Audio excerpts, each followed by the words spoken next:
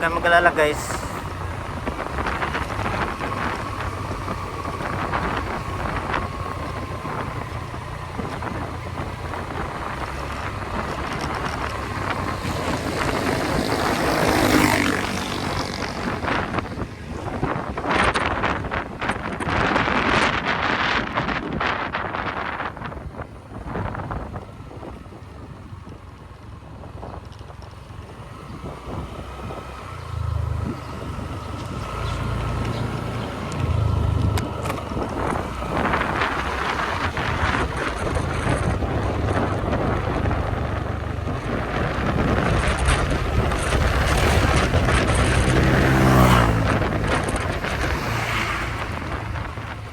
Oh my god, buti na lang nagpalit ako ng preno guys. So yo, what's up vlog, it's your boy Aaron the vlogger here. And as you can see, nandito na po tayo sa Talisay, sa Ligaya Drive or sa Talisay, Batangas. Ito yung pinakaunang beses ko na bababa papuntang, so currently Tagaytay pa rin to, pero nasa Ligaya Drive tayo. So magdadrive tayo ng 7 kilometers bago natin yung pinaka-kaya niya. Kaya nga ito, panay preno ako kasi hindi pa ako sanay kaano. Ayun, yun na. Ay, sorry. Bawal pala mag-bad word. Sorry. Cut natin yun.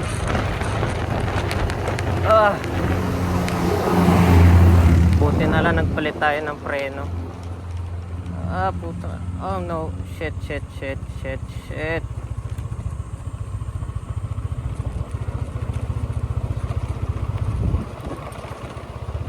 Yeah.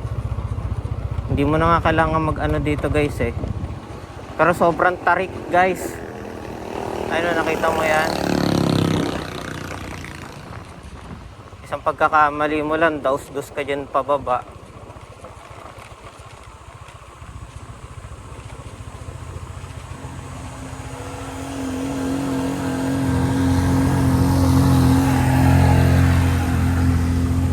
So currently guys, huge people, nakahawak ako ngayon sa preno. Hindi ko alam kung naririnig nyo ba yung mga pinagsasabi ko kasi nagpapatugtog ako ng Beat It by Michael Jackson. Nang sa ganun hindi tayo kabahan. Paano kaya kung puta tayo dito ng umaga, no? Ang kailangan talaga dito naka ABS, kaya maganda yung maganda na yung braking system nung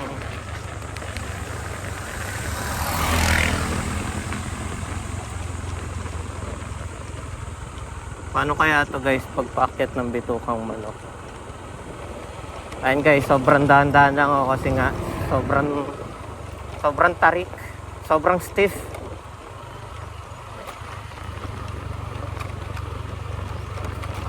Bagal ng biyahe ko guys, legit.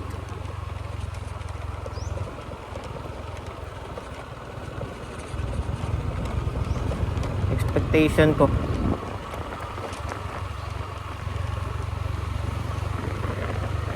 And oh my god. Oh no.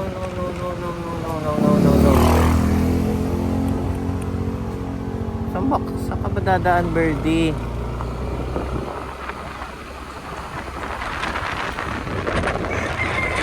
Kaya nga guys, na preno ko eh. Sobrang tarik talaga kasi askin. Ayun guys, hindi ako nagagas.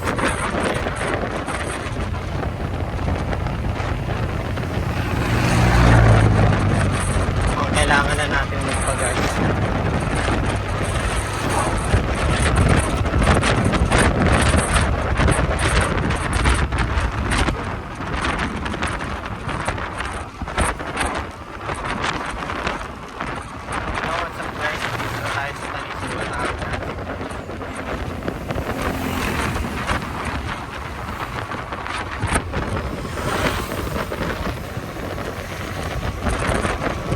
Batangas Gateway to Talbotay, Quezon.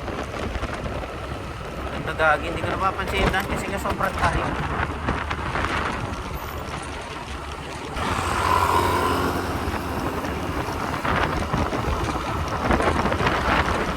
Nauna na sila guys. tayo, safe tayo sa ating biyahe. Tsaka yan guys, kaya sila matapang kasi naka-ABS yan sila. Kaya tayo kasi hindi tayo naka-ABS pero bagong palit tayo ng drum, ng brake shoe tsaka brake pad. Yun lang ang panlaban natin.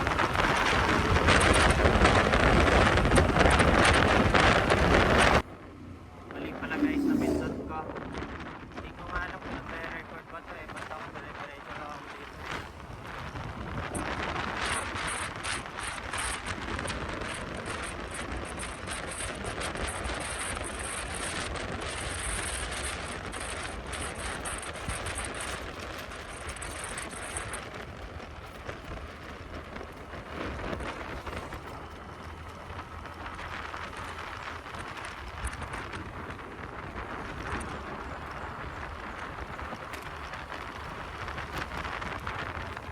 Guys, nakita ko rin ito sa Google Maps kahapon kakaliwa. At ayun yung Leonidas. So, nasa tamang daan tayo.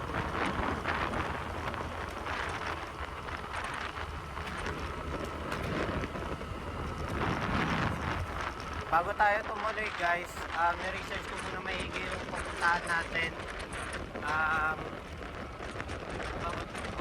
Tag-list na lang because if you didn't, we would be overwhelmed by the stiffness of the downhill of this way.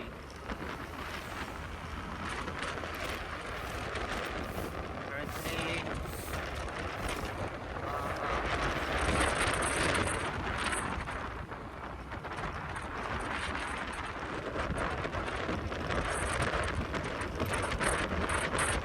landslide prone area.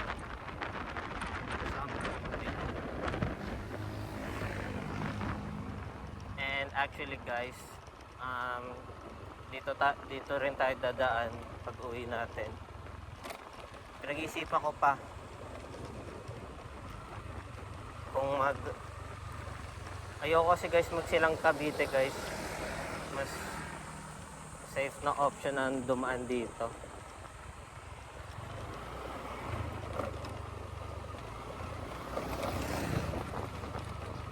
Para sa akin guys, mas safe na option ang dumaan dito kahit nasabihin natin ito. Guys, ano dumaan?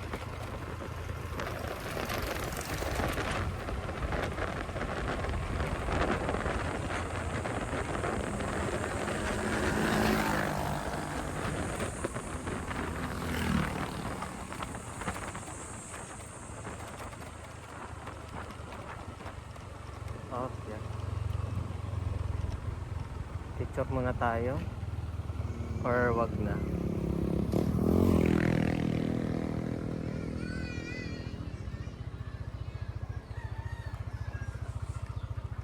Oh my god, ang ganda.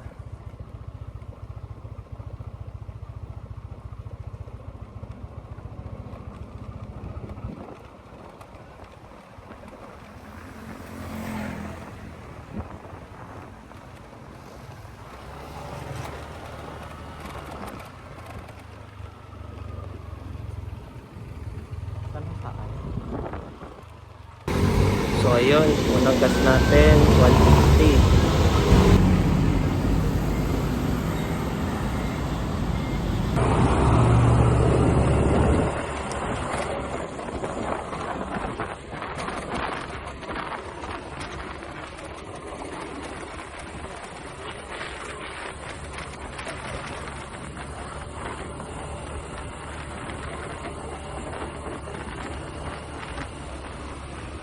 Currently guys, as of siguro 10:50, nasa Bitukang Manok na po tayo guys.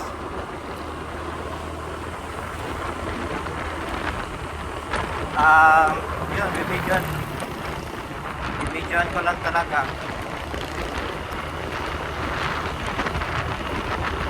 Dahil once in a lifetime, pangalawang punta ko pa lang dito eh.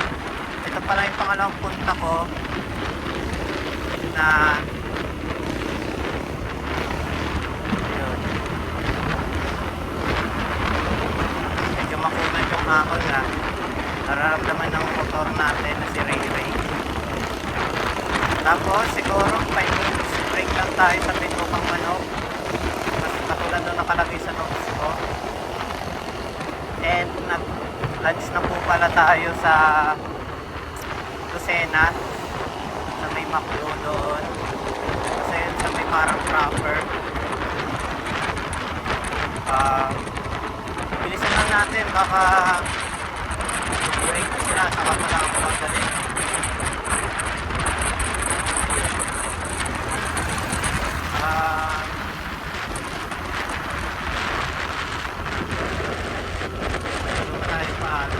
Paano kasi malapit na. Kaya ay, ito na pala.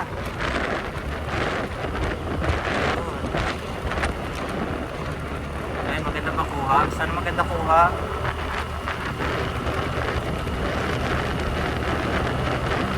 Ayan o. Inayos siya noong 1969. Ayan. Tayo. Tapos tigil lang tayo sa Glenn sa Mexico.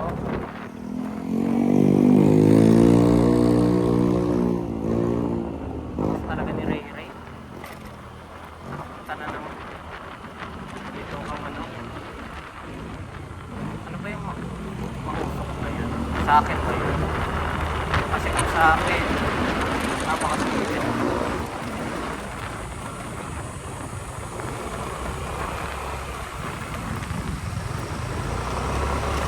Kaya pala traffic dito hipon kasi nga tawag dito para yung mga pasalubong hindi maano. Actually kailangan na nga rin neto i-renovate eh. Yo, what's up? So nandito na tayo sa Plaridel, Quezon, and tumigil muna tayo dahil pagpapahinga muna natin si Ray Ray. Kasi kanina pa siya bumabiyahe simula Lucena. So napag-desisyonan ko na tumigil muna kahit mga 30 minutes. Tapos 30 minutes. After 30 minutes, gora na ulit tayo. Yo, what's up? Aaron the vlogger here. And as you can see, we are currently in Gumaka Bypass Road. So as you can see, it's already afternoon, but we decided to record this anyway. This is the first. We've rested for 30 minutes. We started at 12 and then we start our journey at 12:33 because I got a little delay because I fixed something in my top box because the screw has loosened. I saw the spring Tagalog, kumikis-kis yung mga bed outer. Hindi bearing. Ang tornilyo. Yan sa lubak. Kaya I've decided to, I don't know, para malayo pa ito kaya ito.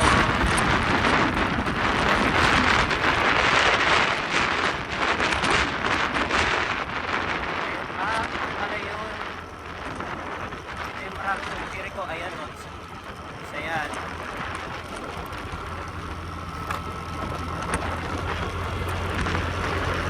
At itong motor natin, ramdam yung ano eh, ahon. At parang ano lang siya guys, parang Kibian Tunnel.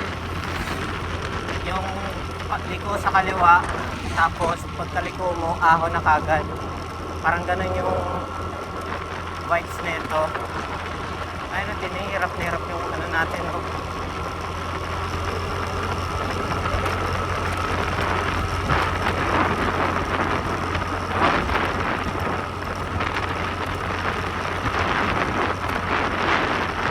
Ayun, taxi nung trucker bus, may hirapan dito eh. Lalo na kung hindi sanay. Tayo kasi naka-automatic tayo, which is naka-aerox tayo, kaya hindi tayo ganun nahirapan. For those who don't know, kaya pagtitiga ako lang all good stuff. Saka buti nga pinagpahinga natin siya ng ilang minuto. Kasi kung hindi, baka tumirik yun dito.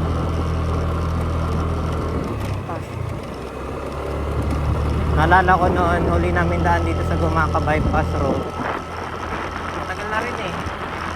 5 years ago, nung uwi kami pa Manila, Cavite pala. Eh, dito naman, medyo nag-overshoot yung sinasakyan namin kotse. Kaya yun, hirap siya. Ano ko nga, maulit ako sa Bangil, pero na-save niya pa. Basta guys, sobrang tarik talaga. Lalo na kung wala ka experience sa ahon.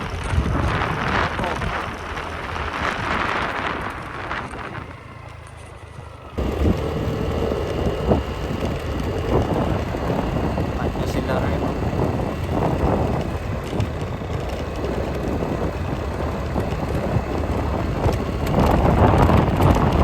Ilang kilometro pa ba? Google Maps na kaya ako ginagawa 5 minutes na yun.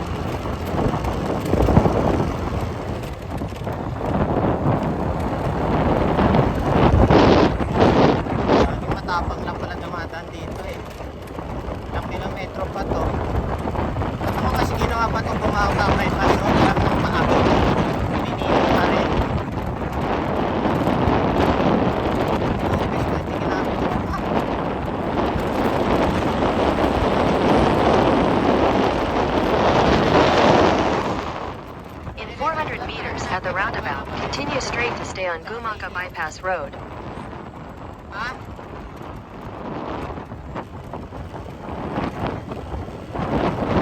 Wala eh.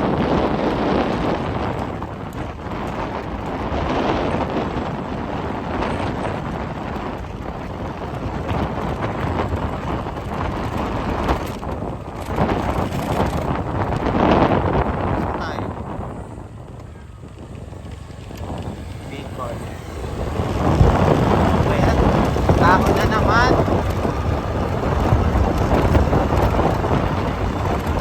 Hindi natin isasagad guys kasi pag natitin tayo wala na tayong ibibigapan.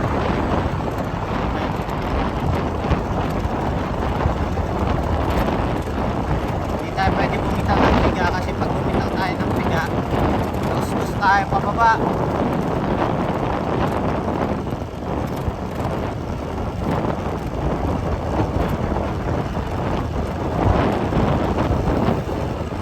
Ah, 159 ano na po guys, 155. Ilang minutes pa ba bago tayo makalabas dito?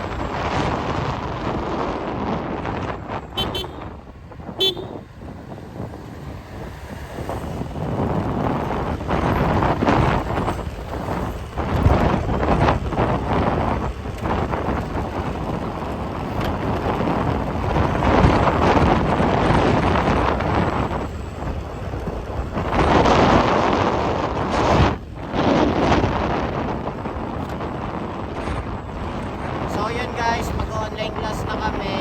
Mag-training na ulit kami kasi mag-alauna na. So hanggang dito na lang. Basta pakita ko na rin sa inyo yung other part.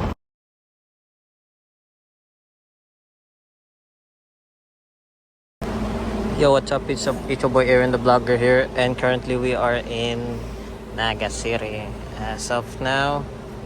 And because we've gotten delayed too much, I have underestimated the routes here. So we just got delayed probably 2 to 3 hours now. So I video that much because I'm more focused on natapon.